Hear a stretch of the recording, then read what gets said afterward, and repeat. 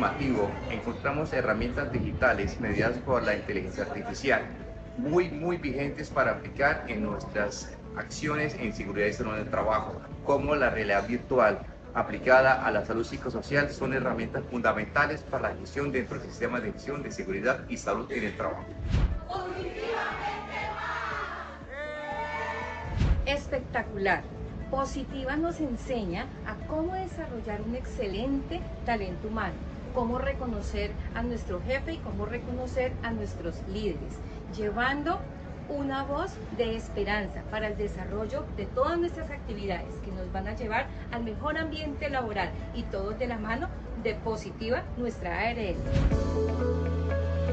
Los participantes del Congreso Nacional en Neiva se llevaron conocimientos técnicos maravillosos, entre ellos los de seguridad basada en valores. Cómo esa seguridad basada en el comportamiento ha evolucionado y hay que tener en cuenta el fortalecimiento de los trabajadores desde los valores, entender esa serie, esa esencia para poder transformar y lograr comportamientos seguros en todas las organizaciones de nuestro país.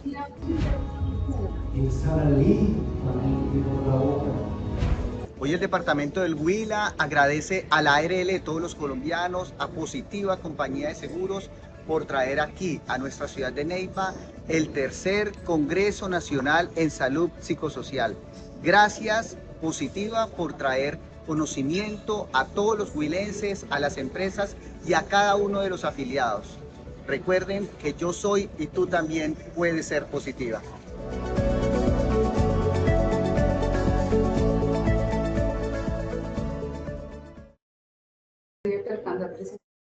Muy buenas tardes a todos nuestros asistentes desde Positiva Compañía de Seguros y Positiva Educa. Les damos una cálida bienvenida a esta acción educativa. Mi nombre es Karen Orfel y tengo el placer de acompañarlos como moderadora durante la próxima hora. Es un verdadero honor contar con su presencia y entusiasmo para aprender y compartir juntos. Sabemos que lo valioso que es el tiempo, por lo que los invitamos a participar activamente. Pueden usar el chat para enviar las preguntas o cualquier inquietud. Durante o al final del evento tendremos un espacio para nosotros.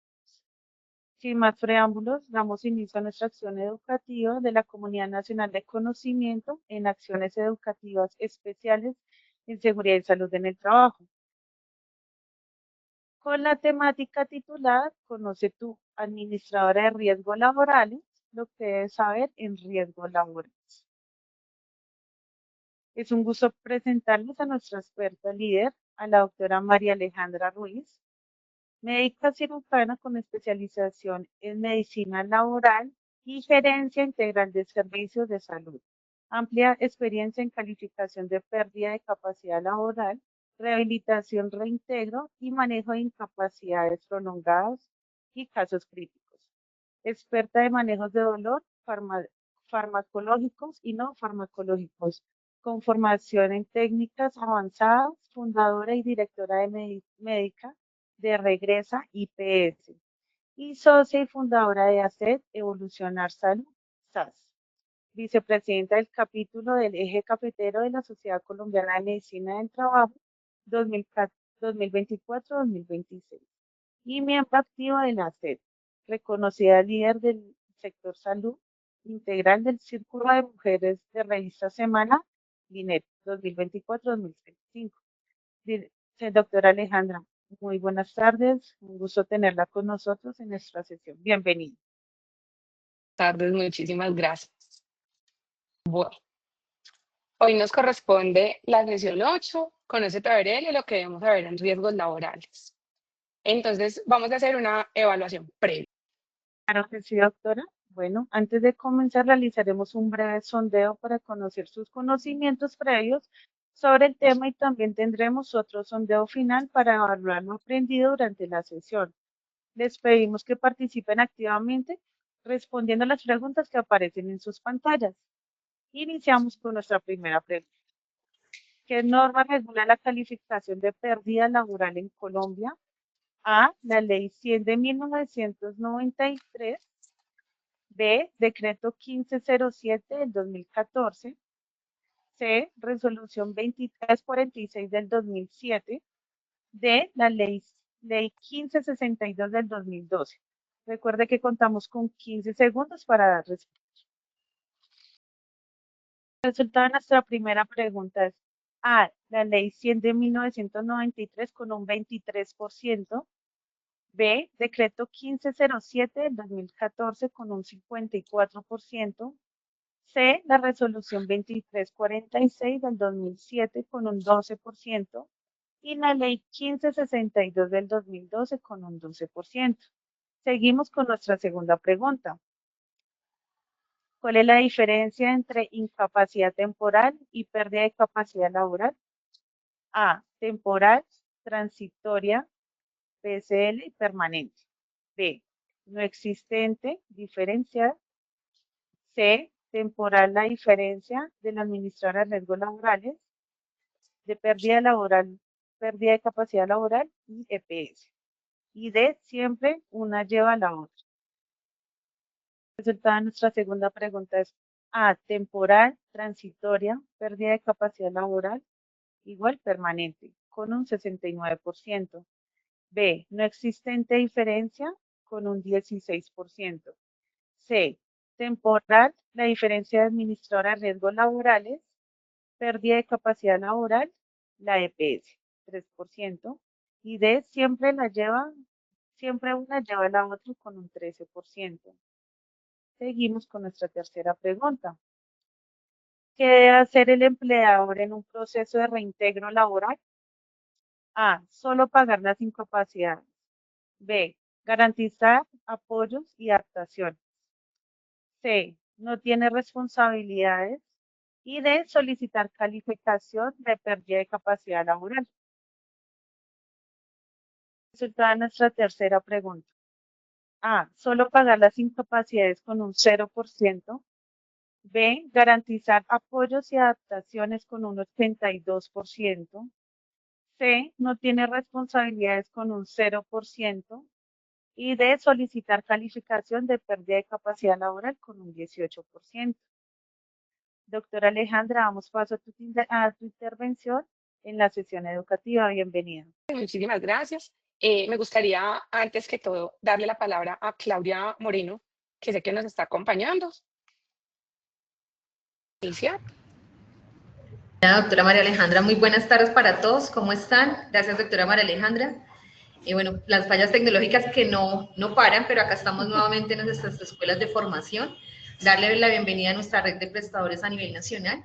Este es nuestro segundo diálogo formal en el año con nuestra red de prestadores. El primer diálogo que tuvimos fue en el mes de abril, donde trabajamos un modelo nuevo, una ruta de servicio relacionada con el manejo del dolor, positiva. En esa fecha, gracias doctora María Alejandra, porque sé que es una apasionada de este tema. Contarles que iniciamos con el piloto en el mes de mayo, ingresamos 100 pacientes a la prueba piloto a nivel Bogotá y Cundinamarca, de algunos casos que teníamos complejos a nivel nacional, de los cuales de esos 100 casos, 82 pacientes terminaron el proceso de manera efectiva. Tenemos como unos 11 pacientes que todavía están en tratamiento con el proceso, pero esos 82 pacientes ya hoy podemos decir tener unos resultados. Pacientes con reintegro, que teníamos muchos años de incapacidad ya con reintegro laboral, mejorando todo el proceso de bienestar y de su salud, manejo del dolor, que es parte de lo más importante de lo que los tenía en ese proceso de incapacidad prolongada, y por supuesto con muy buenas adherencia a este plan de manejo. Como saben, casi más del 80% de los pacientes adheridos a un proyecto nuevo, a una ruta de servicio nuevo, que nos permite seguir creciendo y buscando nuevas alternativas de tratamiento para nuestra población asegurada. El día de hoy, como lo decía María Alejandra, el objetivo principal hoy es actualizar todos los procesos normativos, conocer un poco más de lo que tiene que ver la atención de servicios y todo lo que nos prestan la red asistencial a nivel nacional, rehabilitación, desde los pacientes, los médicos que tienen los pacientes desde la atención médica de urgencia, porque al final todo el desarrollo de la presentación del día de hoy nos va a llevar a que seamos muy efectivos en el objetivo que tiene la aseguradora, y es que cuando un paciente se accidenta o se enferma, lo podamos reintegrar de manera efectiva a su labor con una menor secuela. Entonces, para poder hacer eso, que es quien hace esto de manera real, digamos, efectiva al paciente, son los médicos y las instituciones prestadoras de servicio a nivel nacional. ¿Qué busca Positiva con estas escuelas de formación?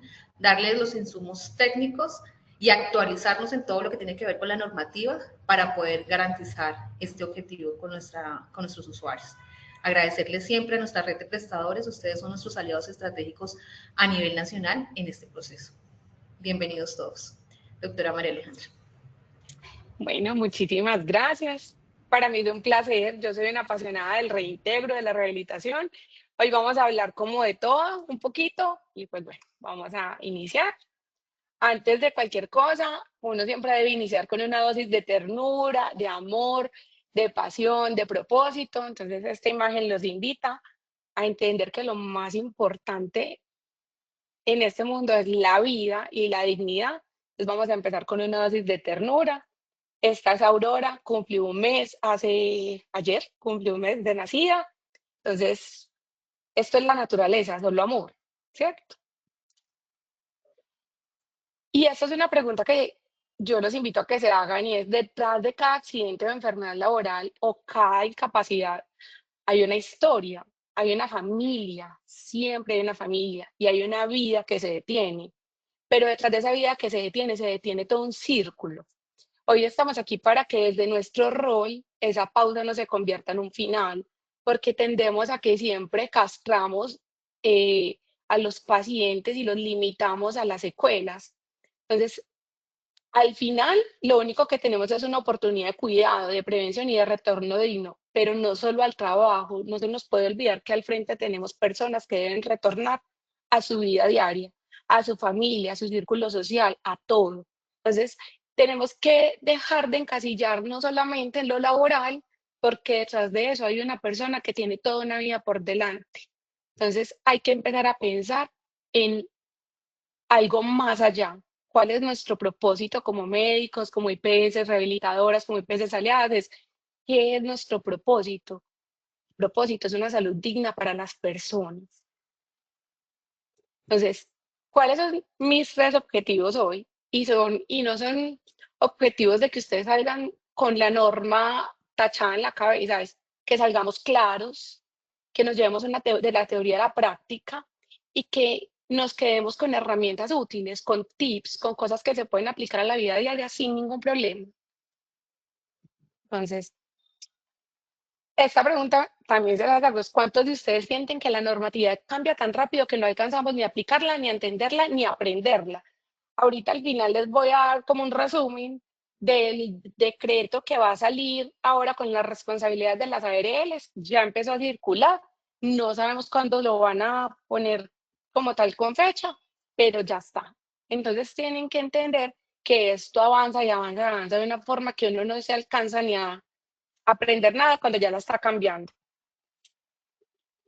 Unos conceptos muy básicos que todos debemos tener claros en nuestro día a día, en nuestra práctica diaria, es qué es una incapacidad temporal.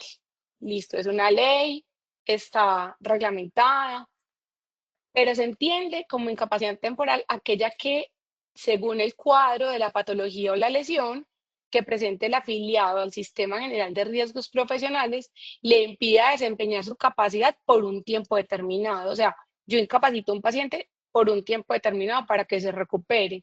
Las incapacidades no son eternas cuando yo tengo un diagnóstico claro. ¿Por qué les hablo de esto? Porque de esto depende muchísimo el desarrollo sostenible de un país. Si nosotros no tenemos claro para qué necesitamos las incapacidades, pues no vamos a tener nunca cuándo levantarlas y nos va a dar pánico levantarlas. Entonces, esto hace que tengamos este concepto que no se debería olvidar jamás, y es el desarrollo sostenible. Y es aquel que atiende las necesidades del presente sin comprometer la habilidad de futuras generaciones. O sea, no podemos, lo que les decía ahora, castrar desde el inicio, porque luego no vamos a tener cómo vivir. Miren lo que está pasando hoy en día. Tenemos una población más envejecida con menos nacimientos.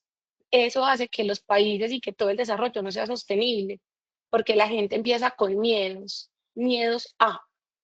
Y otro concepto súper básico es la mejoría médica máxima o el estado máximo de recuperación o el estado de secuelas.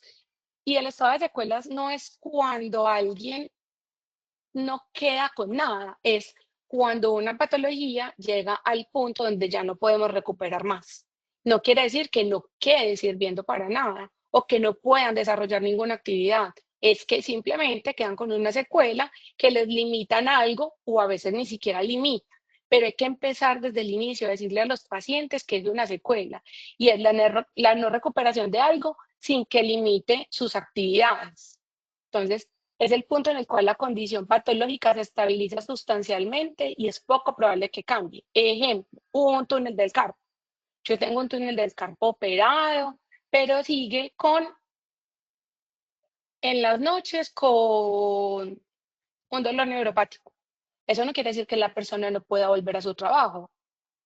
Puede volver con algunas recomendaciones, pero ya se estabilizó. Es algo que se volvió crónico. Entonces es súper importante tener eso súper claro. Y de eso va a depender que nosotros seamos capaces de cerrar casos, de mandar a calificar, va a depender de un buen manejo que le demos, que desde el inicio se piense en positivo para el reintegro del paciente y no en negativo. O sea, tener claro esto nos permite que nosotros en algún momento del desarrollo de la patología o de la rehabilitación simplemente digamos, ya no van más terapias, ya no va más nada, porque no va a cambiar en el tiempo. Otro concepto súper claro es el ausentismo. El ausentismo es que el colaborador definitivamente no está en su puesto de trabajo, sea justificado o injustificada, pero esas son las incapacidades que damos bien o mal dadas. El presentismo es el que va a su puesto de trabajo, pero no está. O sea, el que está, pero de mente ausente. Entonces, tenemos miles de empresas así. Él va, se sienta, pero no hace nada. ¿Por qué? Porque está aburrido, porque está enseñado a que lo incapaciten, por muchas cosas. Entonces, hay que tener en cuenta ese concepto.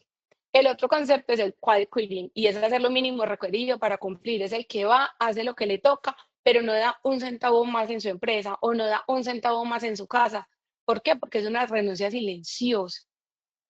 Y el otro concepto es el hiperfrecuentador o el que hace reciclo de incapacidades, que son los pacientes que mantienen en urgencias, que les dan los 2 y 3 días de incapacidad varias veces al mes o una vez al mes, pero que cada mes repiten lo mismo.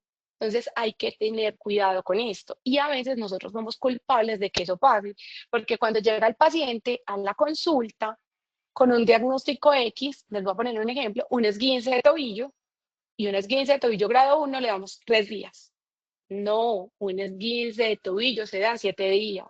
¿Para qué? Para que el edema ceda, para que el dolor ceda, para poderlo tener con la inmovilización con el vendaje elástico, para que tenga el reposo necesario. Imagínense usted con un esguince de tobillo y es visitador médico andando en tacón. No va a pasar, ¿cierto? No vamos a ser capaces de recuperar ese paciente.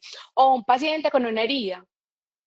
Sutura, retiro puntos en 10 días, incapacidad 3. El paciente tiene que estar yendo a que lo incapaciten o a urgencias, colapsar las urgencias, o es el paciente que pide cada rato consulta. Y como no hay una continuidad, ni es el mismo médico que lo ve, pues hay médicos lastimosamente que les da pereza leer la historia clínica y eso daña en incapacidades y el paciente con la sutura un mes ahí, porque los he visto. Yo les estoy hablando desde lo que a mí me pasa en la consulta. Entonces es muy importante tener estos conceptos claros para cuando llegue el paciente no nos dé pereza interrogar. Es súper importante tener una consulta donde ustedes tengan tiempo. Lo mínimo de una consulta, medicina laboral, es media hora.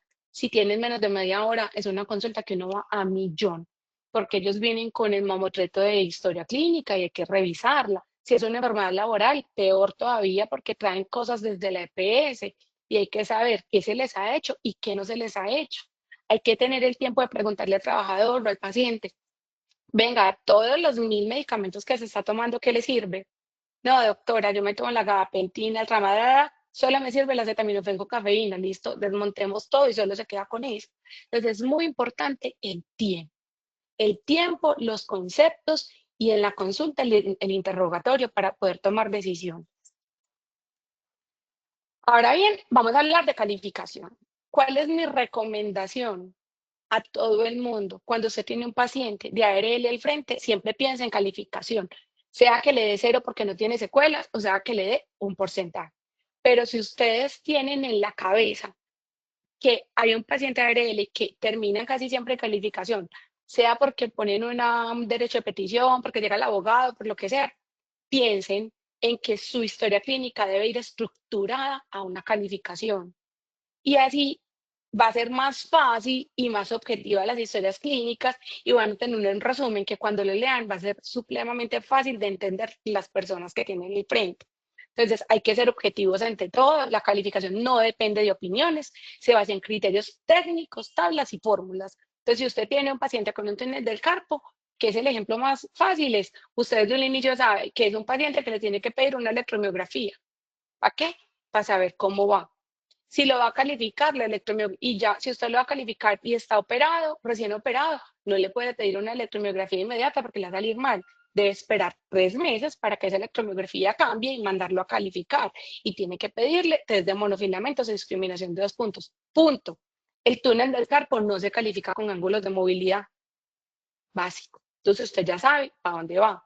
Si trabaja no con recomendaciones, si está reubicado, si le dice que está reubicado, pídale la carta que diga que está reubicado, porque recuerden que el título 2 da muchísimo porcentaje. Lo otro es una visión integral de la persona. No se evalúa solo la lesión física, se considera todo el impacto que tiene, ¿cierto? Por eso se tiene el título 2, que son las actividades de la vida diaria y labor. Hay que tener claras las tablas, hay que medir los ángulos de movilidad, hay que tener goniómetros. Uno no mide los ángulos de movilidad a ojo, uno los mide con goniómetro. Uno hace lo que dice el manual, ni más ni menos. El porcentaje se construye paso a paso. Es un sistema que se inicia con cada sistema afectado y se combinan resultados y se suman aritméticamente dependiendo de lo que diga el manual. Por eso casi todos los médicos que trabajan en ARLs deberían estar certificados con el manual o en calificación para tener claro desde el inicio hacia dónde vamos. Origen es diferente a pérdida. Primero se define el origen y después se hace la PCL. La salud sí cuenta, el manual reconoce cada órgano y trastorno mental con cada tabla específica y criterios claros. La única ruta válida, ningún EPS o área de los fondos de pensiones puede tomar otro método. Está el 917, el 1507, o el de Fuerzas Armadas, o el de profesores, cada uno tiene su manual. Solo los expertos califican, ¿cierto? Ya sabemos que las juntas o los médicos certificados. Las matemáticas para la justicia, esto es un manual y eso no se hace de otra forma, sino nada diferente al manual. El manual está vigente con retos, sí, ya se está revisando. Y reintegro es diferente a invalidez. Un bajo porcentaje no significa estar sano, pero tampoco significa que no pueda reintegrarse con algunos apoyos o ajustes razonables. Por eso el rol del médico desde el inicio hacia lo positivo es supremamente clave. Y es supremamente indispensable que siempre estemos pensando en un retorno laboral seguro, en un reintegro laboral, porque al final el trabajo es salud, el trabajo es dignidad. Entonces, tener un paciente incapacitado también es pensar en que su familia se puede acabar. Hay familias que se acaban porque uno tiene eternamente pacientes incapacitados y uno no piensa en eso. ¿Qué pasa más allá de lo laboral? Esto es un resumen que yo les traje, como de toda la normatividad, si está vigente, si no está vigente, y como lo puntual de cada normatividad que ha tenido sobre incapacidades, exámenes médico-laborales y todo lo que tiene que ver con la normatividad. Entonces, empezamos desde el 68, está parcialmente vigente, define el régimen prestacional para empleados públicos y trabajadores oficiales, incluye el auxilio por enfermedad y hablan de la incapacidad médica, que se establece cuando la incapacidad supera los 180 días y el empleado debe ser retirado del servicio. Eso ya no está vigente, eso ya cambió. En el 69 también está parcialmente vigente, define las prestaciones económicas. En el 78, parcialmente vigente, son normas laborales generales, que eso ya está cambiando. En el 94, también habla de la derogación de algunos artículos de las prestaciones sociales. En el 2002 vienen las nuevas regulaciones de las prestaciones económicas de riesgos laborales que incluyen incapacidades derivadas de accidente de trabajo y enfermedades profesionales. En el 2012 se modifica el Sistema General de Riesgos Laborales. En el 2013, este no es 2013, este realmente es del 2018. Esta me quedó mal acá.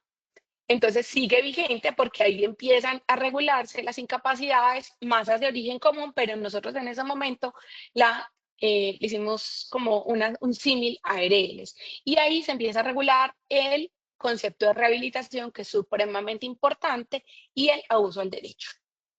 Luego viene el decreto del 1427 del 2022, que define el reconocimiento de las incapacidades y las cuantías. Luego viene en el 2023, donde se reformula nuevamente lo de las incapacidades, el abuso al derecho y los tiempos.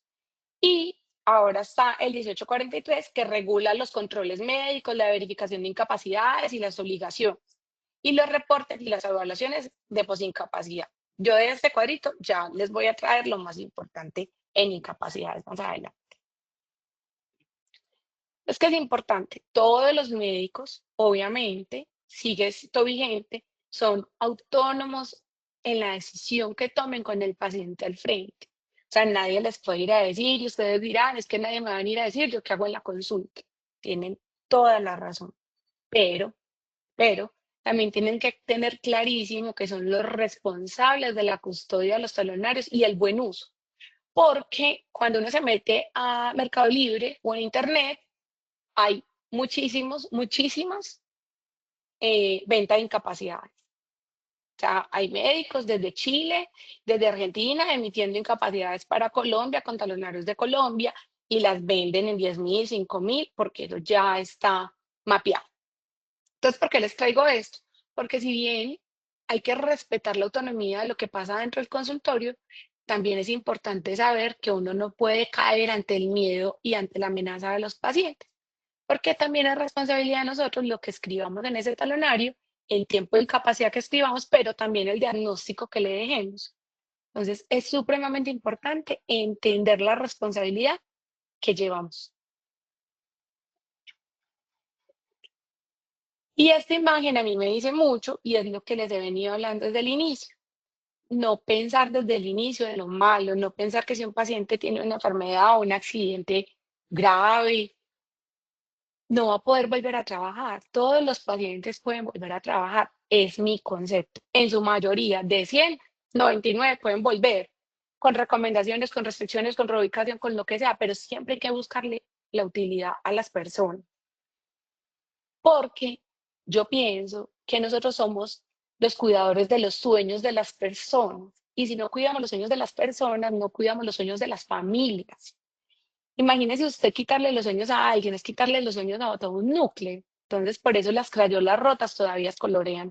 Yo puedo tener una crayola, pero si usted lo mira bien y lo pule y lo arregla, esa crayola le sirve, ya tiene dos. Entonces, las consecuencias de una incapacidad, para mí y en mi concepto, mal dada, y es disminución de la productividad, aumento de los costos, pero no solo de la empresa, sino de su familia, aumento de los accidentes laborales debido al crecimiento de las distracciones, los conflictos y las discusiones ante los diferentes puntos de vista, una escasa implicación con los valores de la empresa, la baja calidad en la elaboración de las tareas, aumenta la demanda de servicios y la percepción de la discapacidad, un alto nivel de endeudamiento y malas relaciones familiares, porque los pacientes que, si bien siguen obteniendo su 100% en el sueldo, pero si hacen turnos, pues dejan de recibir esos nocturnos o esos fines de semana. Entonces no sabemos también el daño que le estamos haciendo a esa economía de la familia. Una red de apoyo contraproducente porque empiezan a pedir como que todo el mundo les dice algo y todo el mundo se llena de ideas y se llena de expectativas a veces falsas. Hay sobreprotección. Yo tengo pacientes que tienen acá, la esposa es la que habla. O sea, el paciente se quedó mudo. Entonces hay que empezar a ver también eso. Se pierde la credibilidad del acto médico. Entonces el paciente ahí dice, amenace, lo vaya con el abogado, lleve tal discurso y verá que el médico le da incapacidad. Entonces perdemos lo que ya les había dicho al principio, la autonomía médica, porque nos da miedo o nos sentimos como amedrentados porque vienen con el abogado y se sientan en la sala de espera. Entonces, ¿dónde está todo lo que decimos que nadie nos puede venir a decir qué hacer? La gente influencia de consejos y opiniones ajenas, no técnicas, incapacidades no pertinentes que realmente a veces causan iatrogénico, análisis jurídico, un mal ambiente laboral y Se nos olvida que cuando tenemos a un paciente incapacitado mucho tiempo y lo reintegramos con recomendaciones o con algunas restricciones o reubicado, pues resulta que los compañeros empiezan a decir que están cargando al otro. Entonces empiezan a verlo feo, ponerle apodos y empieza un conflicto interno que eso no nos toca a nosotros, pero deberíamos empezarlo a tener en cuenta porque eso hace que el paciente vuelva y busque incapacidad. Entonces yo les invito a que lo que dice la imagen, chismosa no, yo soy el área de la investigación, lo que les digo es en la consulta, indaguen, tómenles en el tiempo, interroguen, pregunten más allá de lo que ustedes pueden ver, o sea, ustedes son los detectives. Y siempre estén en positivo, entonces siempre sean como muy cautelosos. El mecanismo de trauma en accidente de trabajo es supremamente importante para dar un buen diagnóstico.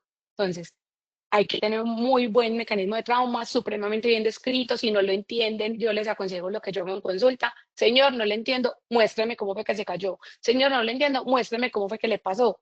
Porque si uno entiende eso, sabe lo que viene después. Y lo que viene después es un muy buen diagnóstico. Recuerden que un mal diagnóstico nos puede ir de tener una contusión a poner que tiene una fractura y tener que hacer unos reportes innecesarios y después baje ese diagnóstico de por allá. Entonces, nada menos hoy en consulta en la mañana, tuve un paciente, herida con un machete, herida en la zona, en la espina tibial, y súper bien. Tenía exposición ósea y el ortopedista le puso fractura. No, no es una fractura, es una exposición ósea. Sí, hay que hacer lavado y todo lo que ustedes quieran, pero no es una fractura. Poner una fractura de tibia nos lleva a hacer una cantidad de enredos, de reservas que no son necesarias y que hace que sea un mal diagnóstico y que además cree expectativas en un paciente que viene y me dice en la consulta, pero estoy fracturado. No, no está fracturado. ¿Quién le quita sobre la cabeza? Entonces hay que ser muy juiciosos con el mecanismo de trauma, muy juiciosos con el diagnóstico, para que con ese diagnóstico nos vamos derechito con las decisiones que tenemos que tomar. Entonces, apoyo con medicina laboral, los paraclínicos necesarios en el tiempo pertinente. Si ustedes ven que es una columna, que es una contractura muscular, pero el paciente, ustedes ven desde el inicio que se va a complejizar, pídanle la resonancia, delimiten rápido el diagnóstico, delimiten rápido el origen y lo que no es laboral y rápido. Una columna no debe demorarse más de 15 días en hacerse una delimitación de origen. Entonces es súper importante tener esos tiempos claros para evitar complejizar los casos. Hay que tener aliados estratégicos, un enfoque rehabilitador, siempre desde el inicio dejarle la historia clínica al paciente, cuánto tiempo se va a demorar. Señor, usted tiene una contractura muscular, la contractura muscular en 15 días resuelve, porque su plan de rehabilitación son 15 sesiones de terapia física, 4 de higiene postural, 4 de reentrenamiento en marcha. Chao. Si el paciente sale claro de lo que usted le va a hacer en el tiempo que se va a demorar, no va a tener expectativas más allá. Y eso es supremamente importante. Y siempre tener un pronóstico funcional positivo, un reintegro temprano y unas recomendaciones en positivo. No es, señora, usted no puede cargar. Señor, usted puede cargar hasta 1 kilo. Señor, usted puede cargar hasta 5 kilos de forma bimanual. Pero es siempre en positivo. No podemos castrar los pacientes desde el inicio. La prescripción de la incapacidad como medida temporal para la rehabilitación. Señora, yo la voy a dejar en reposo 5 días porque es para eso, porque usted se va a reintegrar en tanto tiempo. Siempre es en positivo. El trabajo hace parte del proceso de rehabilitación, no empeora las lesiones y generan empatía con la readaptación.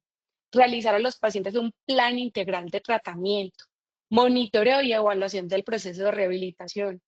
Evitar perder de vista el tratamiento del paciente con el objetivo claro de una rehabilitación temprana, un retorno laboral y social seguro y digno y temprano.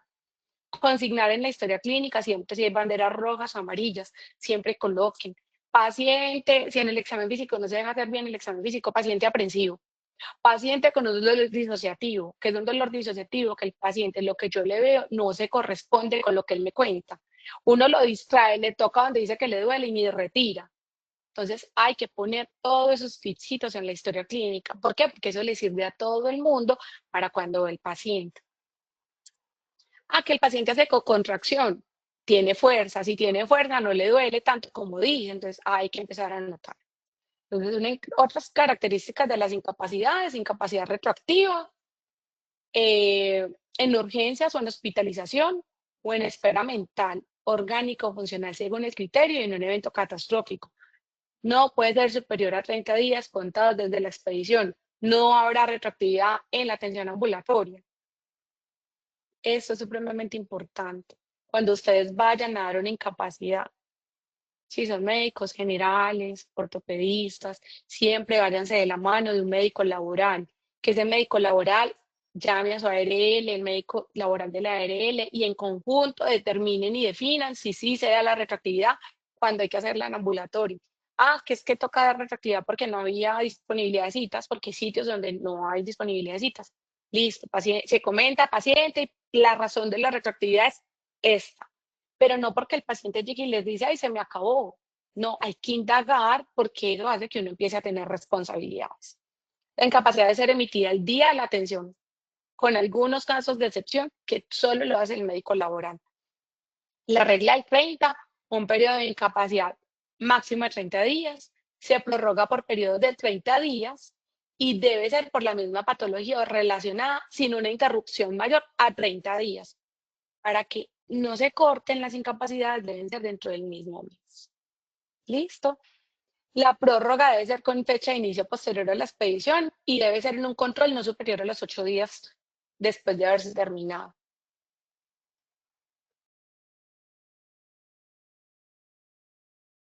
Puede levantarse cuando el paciente lo solicite. Esto antes no estaba tan claro.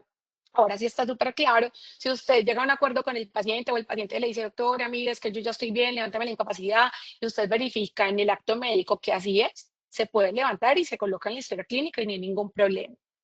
Cuando se emite por el médico no escrito a la red, pues esta se debe validar y se verifica. Y cuando hay incapacidad simultánea, se toma solo una de ellas desde el día inicial de la primera hasta el último día, la más amplia. Si es de origen común o de origen laboral, se toma el reconocimiento que mayor le beneficie. O sea, solo es válida una. El paciente no puede pedir recobro en la EPS ni en la ARL. Si están vacaciones, se suspenden las vacaciones y se reinicia cuando termina la incapacidad.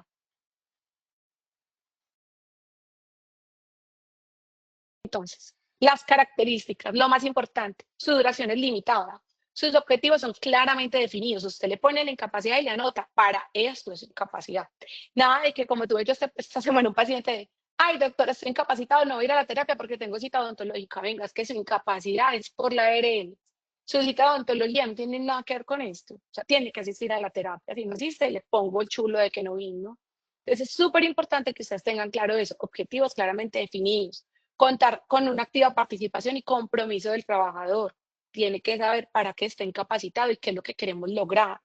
Contar con una activa participación y compromiso del empleador y contratante, porque cuando la incapacidad se termina y sigue su proceso de rehabilitación, ellos necesitan sus permisos. Contar con una activa participación de la ARL y compromiso. Claro, las ARL nos autorizan todo lo que necesitemos, pero necesitemos que los dejen asistir. Y contar con un equipo interdisciplinario de rehabilitación integral. Nada mejor que usted tener a la mano su terapeuta físico, tu terapeuta ocupacional, su fisiatra, su ortopedista, y entre todos hablar cuando ven un paciente complejo y mirar cuál va a ser el objetivo de ese trabajador o de ese paciente. Sea por una condición físico-mental si el paciente no es capaz de realizar una actividad laboral, escolar o vital, pero debe ser controlada y de una manera adecuada y por tiempo limitado. La ocupación habitual representa un riesgo para la recuperación del paciente. Por ejemplo, cuando un paciente trabaja en cárnicos o es constructor y tiene una herida, pues claro, se la ha infectado. La patología del paciente presenta riesgo para compañeros del estudio de trabajo. Hay que revisar, si de pronto es alguna cosa viral o fue una tuberculosis, cosas así, uno lo saca por el tiempo determinado. Por razones de tratamiento ambulatorio, por ejemplo, efectos secundarios, una frecuencia de terapia, que no pueda realizar sus labores habituales, uno lo saca mientras hace el tratamiento. Ah, es que el medicamento que le estoy dando le causa un poquito de somnolencia. Entonces, puede trabajar, pero no nocturnos. O dependiendo, o sea, es como mirar la forma. Yo siempre pienso que uno siempre tiene que mirar la forma en que estén trabajando. Si no, entonces solo se incapacita por el tiempo que se va a dar, a que tiene vértigo, entonces mientras el vértigo, pero ser muy claros con el manejo. ¿Quiénes son los competentes y responsables para expedir la incapacidad o certificado? El médico, ya también el odontólogo que tengan retos, las IPS o EPS y las ARL, las prepagadas o los planes complementarios. Si esto llega, todo debe ser verificable y si está fuera de la red, peor. debe verificarse más. Esto es un cuadrito para que tengan claro como los días de incapacidades, los semáforos. Es supremamente importante tener claro el día 180, porque este día, cuando están en fondo de pensiones, pues uno tiene que emitir los conceptos de rehabilitación, pero esto también se equipara para las ARLs. En el día 180 es supremamente importante saber en qué estamos parados. Si el paciente está llegando a su mejoría médica máxima, si tiene de pronto un pronóstico favorable que se le pueda hacer algo para que siga recuperando, o si definitivamente por más que le hagamos, esa es su secuela. Entonces hay que tener claros, por eso les dije desde el inicio, lo de calificación. Uno debe saber cuáles son las secuelas esperables para cada diagnóstico, para poder saber cuándo parar. Es importante saber cuándo parar.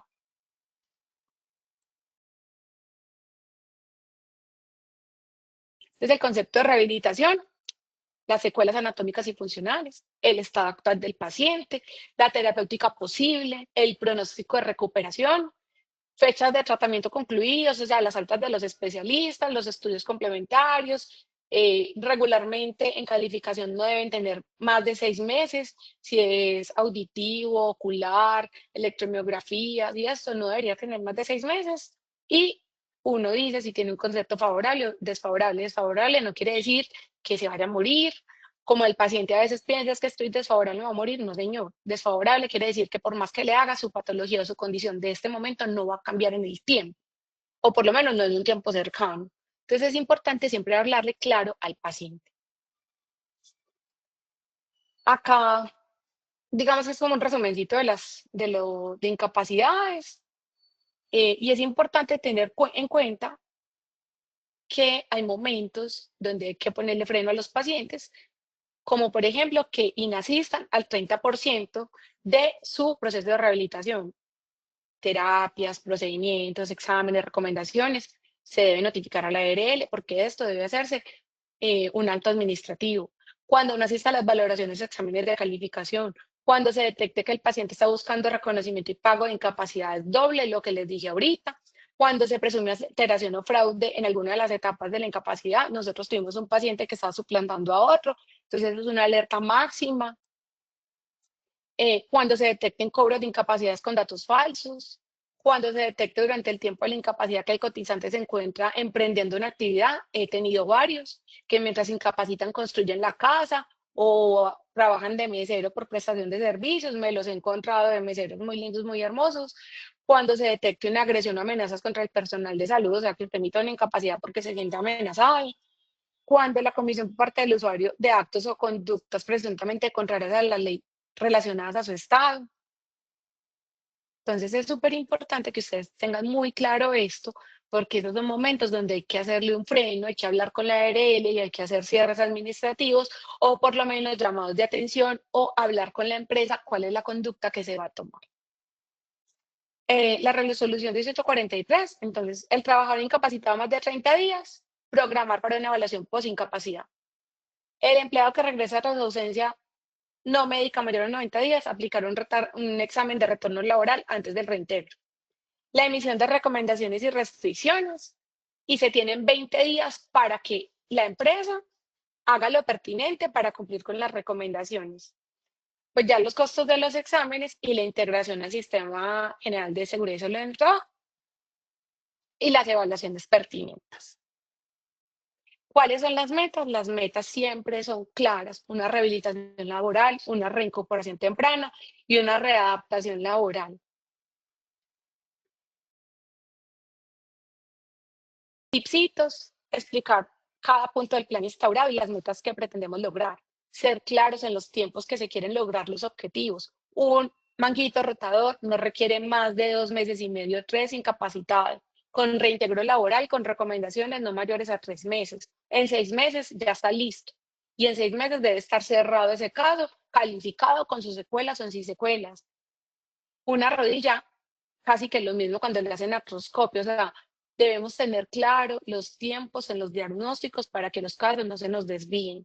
Ser enfáticos que la incapacidad es temporal, que solo mientras el trabajador retorna a su trabajo de una forma segura, así sea con recomendaciones. Ser claros que los procesos inician, pero también terminan cuando se genera una secuela o cuando definitivamente se logró la recuperación total. Mejorar el diálogo y la comunicación entre especialistas. Este tema del ego, de es que yo soy el ortopedista, yo soy el médico de dolor, yo soy fulano y soy sutano, pues nos está llevando a complejizar los casos, ya que ninguno se hable y cada uno emita una historia clínica que cuando usted las juntas, todos hablan un idioma diferente. Entonces es súper importante que por lo menos en el proceso de rehabilitación y reintegro de ARLs, los especialistas se hablen y se integren. Establecer responsabilidades claras para asegurar la sostenibilidad del sistema de salud y la estabilidad financiera de las empresas. En cualquier momento, siempre y cuando la incapacidad no haya sido pagada y a solicitud del afiliado y a juicio exclusivamente del médico odontólogo, podrá levantarse la incapacidad otorgada. Y pues estos son los decretos eh, que están hasta la actualidad vigentes. Humano. No podemos olvidar que esto es un proceso completamente humano. Hay que humanizar el proceso de rehabilitación para un reintegro con esperanza. El compromiso integral de recuperar vidas, dignidad y productividad. Y la productividad no es para la empresa, es para la persona y su familia y todo su entorno social. Porque cuando un paciente se trata a tiempo, nace la esperanza, el bienestar y un futuro laboral sostenible. Que cada paciente pueda decir, regrese por mi bienestar. Y esto también es importante. Nosotros no somos robots, ni los pacientes son robots, ni son robots para nadie. O sea, las personas son humanos y se deben tratar como humanos y se debe hacer todo con esperanza y siempre con un propósito superior desde el inicio. ¿Cuál es el propósito superior? Abrazar los sueños de esas personas que al final son los sueños de las familias. Hemos terminado. Si tienen preguntas. Bueno, doctora Alejandra, muchas gracias por tu valiosa presentación. Antes de pasar al sondeo final, abriremos un espacio para responder del chat de preguntas. El señor Raúl pregunta, ¿una fractura ósea es la pérdida de continuidad en la estructura del hueso causa generalmente por un trauma, esfuerzo excesivo o enfermedad que debilita el tejido óseo como osteoporosis o tumores? Si hay pérdida continua o ósea cortical causada por una herida de una herramienta. Karen, no te escuché. Escuché esta herramienta. Una herida por herramienta corto contundente. ¿Es una fractura o unicortal? Nos pregunta el señor ¿Cómo Raúl. así? No te entiendo. O sea, si tiene una radiografía que dice que tiene una Seguimos con la siguiente pregunta. La señora Laura, una luxación en un hombro, ¿cuántos días o meses de incapacidad? la redujeron y quedó reducida en urgencias, por lo regular son 30 días y se reintegra con recomendaciones. Es una reducción que se hace quirúrgicamente, uno los lleva más o menos a 60 días de incapacidad, rehabilitación y reintegro laboral con recomendaciones en cargo. Y la señora Nora pregunta, ¿cuánto tiempo tiene la administradora de riesgos laborales para dar respuesta en caso de que un trabajador realiza todo un proceso de citas, terapias y le pueden dar su calificación o cierre de caso?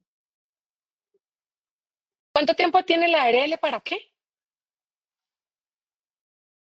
Para Hacer dar la cierre, PCL. la calificación, para dar una calificación o dar el Depende. cierre del caso. Depende, no todos los casos se califican, porque no todos los casos quedan con secuelas. Entonces, si tengo un caso que no tiene secuelas, no se califica, se da alta y cierra el caso y ya. Si es un caso que quede con secuelas, depende. Por eso te digo, si tengo un caso que se va bien y yo tengo, por ejemplo, una rodilla, tengo una lesión de menisco, artroscopia, 3 meses, reintegro con recomendaciones 3 meses, se levantan las recomendaciones, se establecen las secuelas, listo, se califican 6 meses. Todo depende de qué momento el ortopedista también le dé alta, fisiatría le dé alta, se termine la rehabilitación, la empresa lo reintegre con sus recomendaciones, cumpla con las recomendaciones y uno ya puede dar alta y cierre de caso porque ya está todo listo. Más preguntas, si quieres iniciamos con nuestro sondeo final. Listo. Bueno, ahora realizaremos nuestro sondeo final para identificar los conocimientos adquiridos. Sus respuestas nos ayudarán a evaluar el impacto de esta acción educativa. Por favor, participen respondiendo las siguientes preguntas que les salen en pantalla. Primera pregunta. ¿Qué norma regula la calificación de pérdida laboral en Colombia? A. La Ley 100 de 1993. B, el decreto 1507 del 2014. C, la resolución 2346 del 2007. D, la ley 1562 del 2012. Recuerda que contamos con 15 segundos para dar respuesta. El resultado de nuestra primera pregunta es A, ley 100 de 1993 con un 8%. B, decreto 1507 del 2014 con un 76%. C, resolución 2346 del 2007 con un 6%. Y de la ley 1562 del 2012 con un 10%. ¿Cómo nos fue con ese resultado?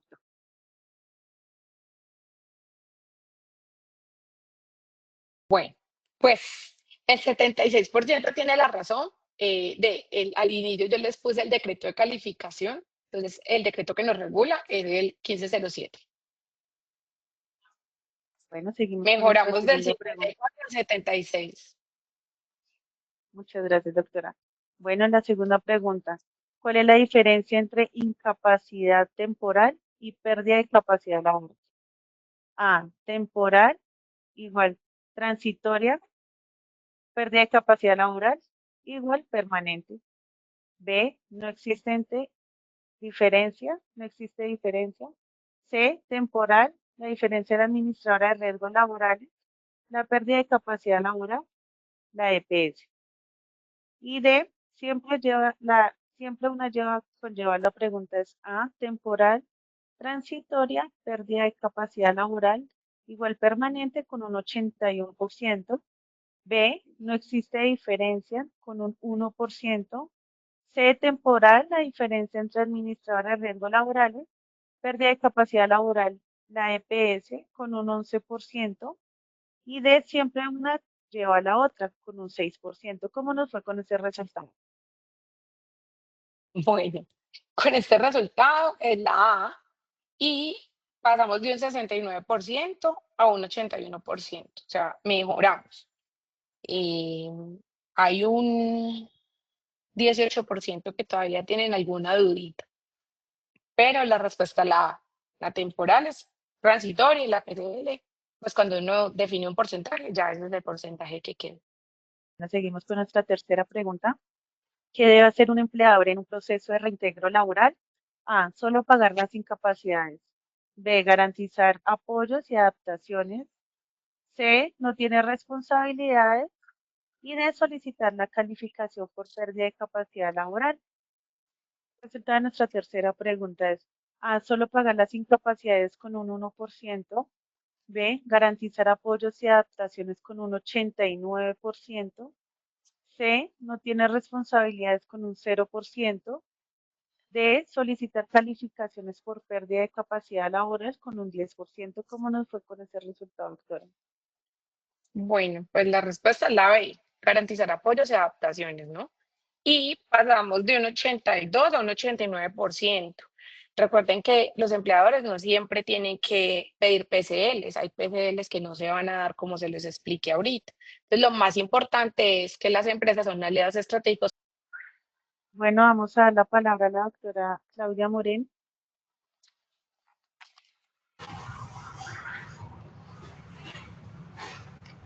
Muchas gracias, Karen y doctora María Alejandra, por el apoyo en el día de hoy. Sabemos que estos temas son muy, muy importantes.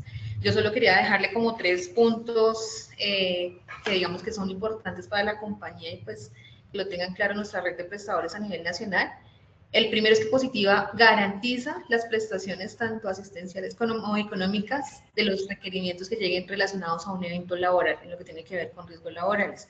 Para eso que es importante, y pues la doctora María Alejandra lo informaba muy bien, es que es clave que desde la atención médica de la urgencia se evalúe muy bien al asegurado y se documente en la historia clínica qué fue lo que le pasó al paciente, en dónde fue, qué cuerpo afectado, qué tipo de lesión tuvo el paciente, para que los procesos de determinación de origen, que es la entrada a todo el proceso, quede muy bien definido y delimitado y no tengamos como la necesidad de estar pidiendo información adicional para hacer una calificación o una determinación del origen de los eventos. Eso es supremamente importante. Lo segundo, que todo lo que sea derivado de los eventos laborales, la política de la compañía siempre ha sido que el paciente que necesite y que proceda a alguna prestación, tanto asistencial como económica, positiva lo debe garantizar, ¿sí? Pero también recuerden que nosotros como administradora de riesgos laborales tenemos una función y es ser garantes que los servicios que se asignen a la población tengan pertinencia frente a lo que nos están solicitando y lo que debe cubrir la aseguradora. Y tres, que lo que no cubre positiva compañía de seguros en riesgos laborales relacionado ya a eventos de origen común, que sean patologías que están por fuera del alcance de esta compañía como administradora de riesgos laborales, hay un segundo garante que es la EPS. Entonces el paciente tiene, no es que quede como decía la doctora María Alejandra, nosotros debemos ver al asegurado de una manera integral, pero positiva, pues así es el sistema de seguridad y salud en el trabajo y pues el sistema general de servicios que tiene el país, ¿sí? Entonces hay dos fuentes importantes, riesgos laborales, tienen que garantizar que los recursos que ingresan a riesgos laborales pues se administren de la mejor forma y eso es lo que hace positiva. Y que lo que no cubre, hay otro actor que son las EPS. Entonces, lo importante a veces no, que se queda como en ese tránsito entre riesgos laborales y que es de la EPS, es la información que le damos al asegurado. Entonces, ¿quiénes tienen el asegurado directamente? La red de prestadores. Por eso nos interesa mucho que ustedes participen en estos espacios que les generamos porque pues es parte de la información que es necesario que ustedes manejen para poder orientar muy bien al asegurado y saber cómo es el proceso de prestación de servicios. Y por tercero, quería pues no aprovechar más bien el espacio para contarles que ya estamos pues en nuestro proceso de salida, ya estamos comercializando los productos de salud. La compañía tiene habilitado la comercialización de productos de pólizas de salud y este mes ya salimos a venta con 5 productos. Entonces ya hemos estado veniendo trabajando con varios de los prestadores a nivel nacional para garantizar e incluirlos dentro de los portafolios que ustedes tienen con nosotros para los servicios ya también de salud a la población que está ingresando a esta aseguradora y en esta cobertura en salud.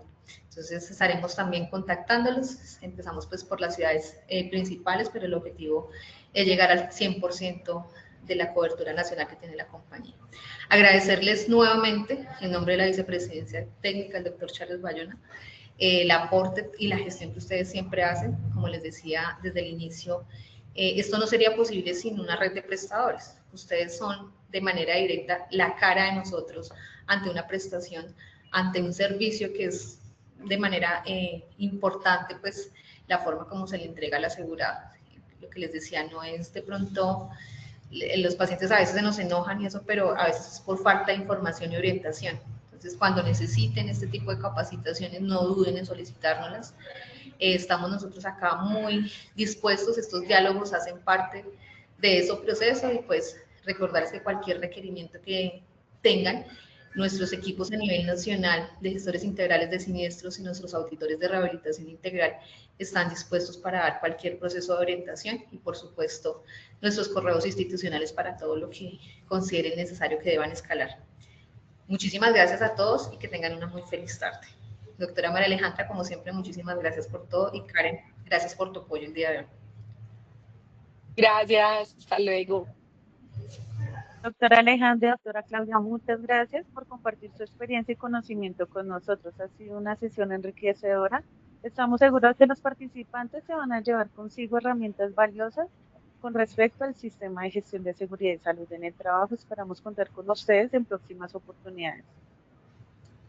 Muchas gracias. A todos nuestros participantes, Gracias. ha sido un verdadero placer, sí señora, acompañarnos en esta acción educativa. Agradecemos su compromiso y participación y el entusiasmo con el que han abordado esta acción educativa. No olviden que pueden acceder a estas y muchas acciones educativas a través de nuestro Centro Virtual de Enseñanza y Aprendizaje, Posipedia, en www.posipedia.com.co, donde encontrarán todas nuestras acciones educativas de conocimiento de nuestro Plan Nacional de Multimodal de Educación en Seguridad y Salud en el Trabajo. También encontrarán nuestros cursos del Sistema de Gestión de Seguridad y Salud en el Trabajo de 50 y 20 horas para que lo puedan desarrollar con nosotros. Los invitamos a descubrir más de nuestras acciones educativas en www.posipediatalleresweb.com. Les recordamos que los certificados de este evento web se generan para los afiliados en un periodo de 1 a 8 días hábiles. Después de culminar esta acción educativa, podrán acceder a nuestro portal Posipedia en la sección educativa. Y por último, esta invitación es para los habitantes de Casanare para que participen en nuestra certificación internacional como entrenador lúdico nivel 1 en Villanueva este jueves 9 de octubre en el Hotel Marlos Plaza. En la pantalla encontrarán el código QR para que puedan inscribirse y participar. También esta invitación es para el día 10 de octubre para los habitantes de Boyacá para que participen en la certificación internacional como entrenador lúdico nivel 2. Se pueden asistir en el Hotel Zulet. En la pantalla encontrarán el código QR para que se puedan inscribir y puedan asistir. Les dejamos con el siguiente video. Bienvenidos al Hub de Innovación en Educación Inmersiva. Un espacio diseñado para transformar el aprendizaje, conectando tecnología, emoción y experiencia real. Nuestras zonas de experiencia cuentan con un entorno donde el conocimiento se convierte en acción para proteger lo más valioso, la vida. Un viaje sensorial e inmersivo que promueve el bienestar emocional y el autoconocimiento. Una metodología lúdica e innovadora para resolver problemas, construir ideas y fortalecer el trabajo en equipo.